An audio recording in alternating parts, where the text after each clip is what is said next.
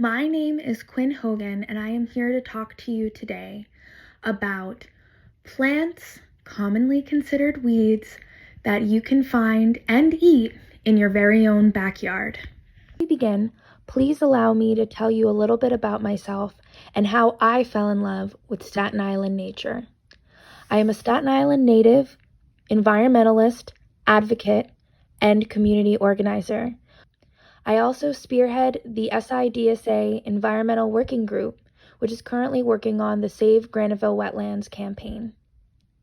But enough on me.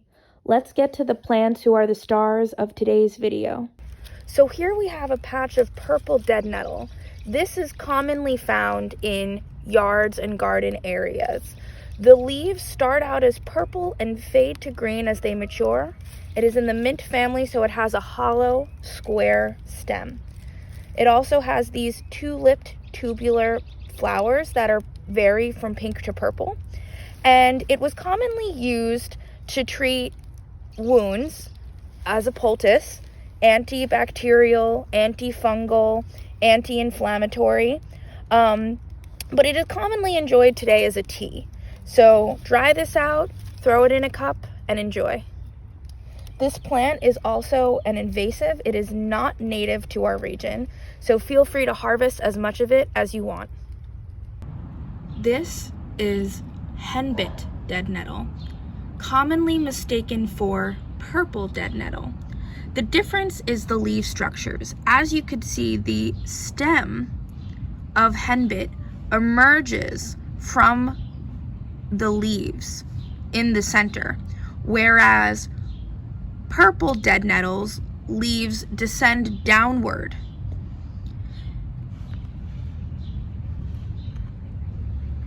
Very similar structures in the flowers, and both are edible and can be enjoyed as tea, in salads, and other flavoring.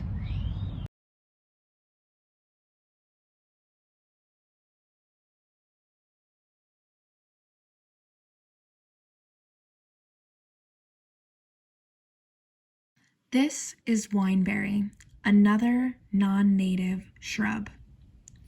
Wineberry can be identified by its bright red stems that are covered in fine hairs and thorns.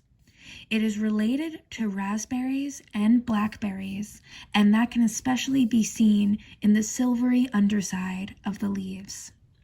Wineberry's flavor is very sweet and delicious.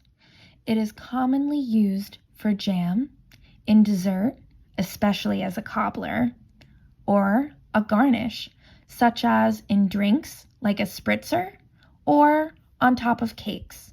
It can also be enjoyed just as is. If you see wineberry, be sure to take the fruit and trim the branches, as they can form roots when they touch the ground. This is hairy bittercrest. You can identify hairy bittercrest because of the basal rosette that forms during winter. In early spring, it sends up these long shoots with small white flowers at the end. All of the plant is edible, most commonly used as an herb and in salads.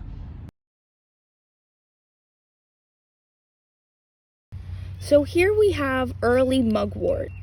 This is an invasive, non-native plant, and it is also edible. It can grow from 8 to 10 feet tall, and once you identify mugwort, you'll see it all over Staten Island, usually in disturbed places, lots, and your very own backyard. Mugwort is commonly used as a tea, but I have heard of people sauteing. Now this is a great find. Here we have amber jelly roll fungus. So this is a little bit more dried out, but it varies in color brown to black depending on how hydrated it is. It is, as I said, a jelly fungus. So when it rains, it reabsorbs the water and puffs up. There are no poisonous lookalikes for this mushroom, and it is often found on fallen small branches, not stumps, not trees that are still rooted in the ground. The great thing about this mushroom is you can actually bring it, if you find it like this, dried up, you could bring it home, soak it in fresh water, and it will reabsorb and puff up with that jelly texture. My favorite way to eat it is sauteed with garlic and butter. Last but not least, we have wood sorrel. Most people think that this is clover, but in fact, it is wood sorrel. Wood sorrel has a light, tangy, lemony-like flavor, and you can tell the difference between wood sorrel and clover by wood sorrel's distinct heart-shaped leaves, often enjoyed in salads and flavoring. So the next time that you're preparing a salad for dinner, go out into your yard and see if you can find any of the species mentioned here.